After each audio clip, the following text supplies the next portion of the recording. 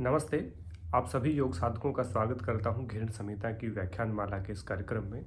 आज हम चर्चा कर रहे हैं प्राणायाम से पूर्व की जो तैयारी हमारी चल रही थी, जिसमें हमने स्थान का निर्णय किया, उसके बाद काल का निर्णय किया, माने ऋतु का निर्णय किया, और आज हम निर्णय करेंगे किस प्रकार का आहार हमें लेना चाहिए, और साथ ही बात करेंगे किस प्रकार का आहार नहीं लेना चाहिए। वह मिताहार किसे कहा है उसकी भी विस्तृत रूप से व्याख्या यहाँ पे करेंगे। तो मुख्य रूप से यहाँ पे 3 प्रकार की बातें कही हैं कि किस भोजन को करना चाहिए, माने कौन सा भोजन पथ्य है एक योगी के लिए, कौन सा भोजन अपथ्य है माने नहीं करना चाहिए, आहार ग्रहणीय कौन सा है और अग्राह्य कौन सा है, और मिताहार की क्या डेफिनेशन है अकॉर्डिंग टू घृण संहिता। इन 3 चीज़ों को जानने का प्रयास करेंगे। सबसे पहले कि किस प्रकार का भोजन हमें करना चाहिए। एक योगी को जब योग साधक प्राणायाम का अभ्यास करता है तो उसको किस किस प्रकार के भोजन करना चाहिए। उसके लिए कहा जो आटा, चावल, परवल, तुरई, अरवी और अनेक प्रकार के जो परवल हैं, साग हैं, हरे पत्तेदार सब्जियां हैं, इन चीज़ों का अधिक से अधिक संख्या में प्रयोग करना चाहिए। ये यहाँ पे प्रयोग करने की बात कही गई है।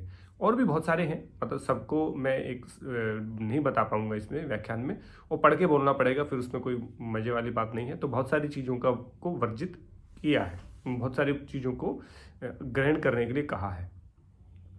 इसके बाद ग्रहण किन चीज़ों को नहीं करना चाहिए, उसके लिए कहा कि जो वर्जित हैं, अब यानी कि वो वर्जित हैं आपके लिए, कि उन चीज़ों का आपको ग्रहण नहीं करना चाहिए।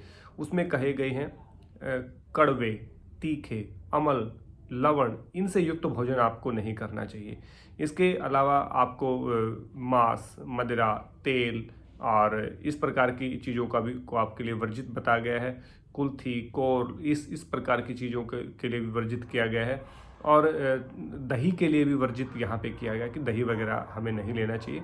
माने कुल मिला के जो बहुत तीखे हैं, लवण युक्त हैं, अम्ल युक्त हैं, और जो अत्यधिक खट्टे पदार्थ हैं, उनका सेवन नहीं करना है। जिस प्रकार से जायफल वगैरह हैं, उनको भी यहाँ पे मना किया गया है।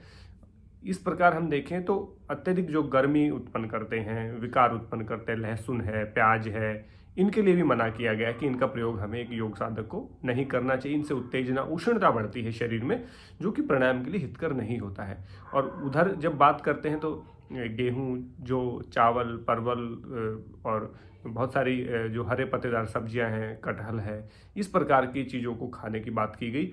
ये एक योगी के लिए ग्राह्य भोजन है। और भी बहुत सारे भोजन हैं जिनके बारे में चर्चा की गई है, और मुख्य रूप से हम यहाँ बात करेंगे मिताहार की। तो मिताहार क्या है? मिताहार के विषय में 3 चीज़ें यहाँ पे कही गई हैं। मुख्य रूप से आपका जो भोजन है वो स्वच्छ होना चाहिए, माने साफ सुथरा होना चाहिए, उसमें किसी प्रकार का गंदगी नहीं होनी चाहिए, या उसमें मतलब वो हाइजीन होना चाहिए। उसके बाद कहा गया आपका सुमधुर होना चाहिए, और तीसरा कहा आपका सुस्निग्ध होना चाहिए। माने चिकने, मीठे और स्वच्छ पदार्थों का सेवन करना ही मिताहार है। ये 3 चीज़ों की बात यहाँ पे आप ध्यान रखें। मिताहार में स्वच्छ हो, सुमधुर यानी कि मीठी हो, सुस्निग्ध यानी कि चिकनी हो, माने घी आदि पदार्थों से बनी हुई, मतलब सूखी ना हो, और सूखी ना हो, घी से युक्त हो। और दूसरी बात कही यहाँ पे मीठी हो, तीखी ना हो, और कड़वी ना हो, खट्टी ना हो, तीखी ना हो, लवण युक्त ना हो। तो मीठे पदार्थों का सेवन, चिकने पदार्थों का सेवन और स्वच्छ पदार्थों का सेवन ही यहाँ पे करना चाहिए। अब करना कितनी मात्रा में चाहिए, इसके लिए भी यहाँ पे निर्देश किया गया है कि आपके पेट के 4 हिस्से हम यहाँ करते हैं। आधा पेट भर के भोजन करना चाहिए। भोजन के पेट के 25% भाग को पानी के लिए छोड़ देना चाहिए, और 25% भाग को हवा के, वायु के संचरण के लिए छोड़ देना चाहिए, माने खाली।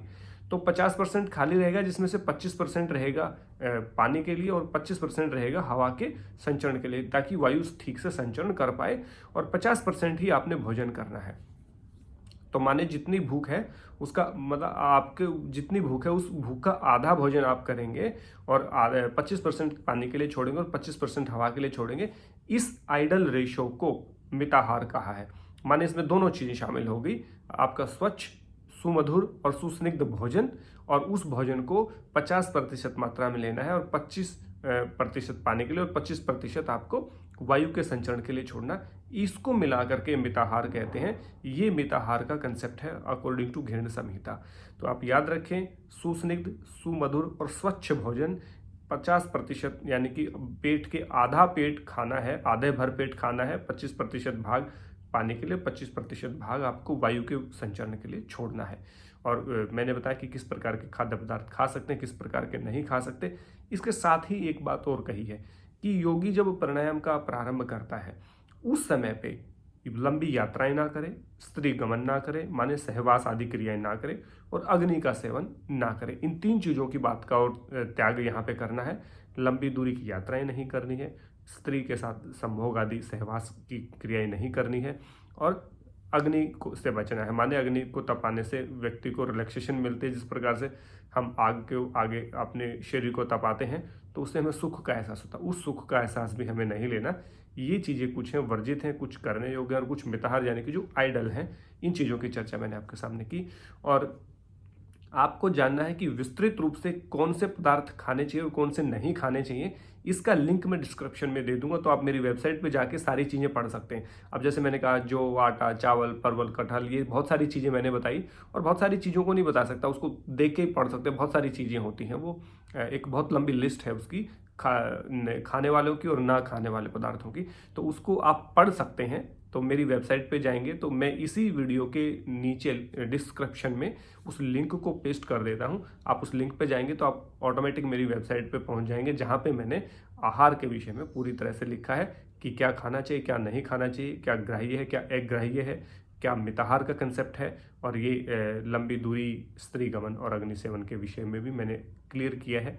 तो आप इस व्याख्यान को न केवल सुन सकते हैं बल्कि मेरी वेबसाइट पर जाके पढ़ भी सकते हैं। उसके लिए नीचे जो लिंक है डिस्क्रिप्शन में जाइए, और इस व्याख्यान के खत्म होते ही आप इस व्याख्यान को पढ़िए, लेख के रूप में पढ़िए, जो मैंने अपनी वेबसाइट पे दिया है। तो उससे आपको जो चीज़ें आपको नोट डाउन करनी है, जो मैं एक्सप्लेन नहीं कर पाया, बहुत सारी चीज़ें थी, क्योंकि 20, 30, 25, 50 चीज़ों की लिस्ट है कम से कम ऐसी, तो उनको सबको बता पाना संभव नहीं था। इसलिए मैंने कुछ मोटा माटी चीज़ें बताई हैं, मतलब लबोलबाब मैंने आपको बता दिया।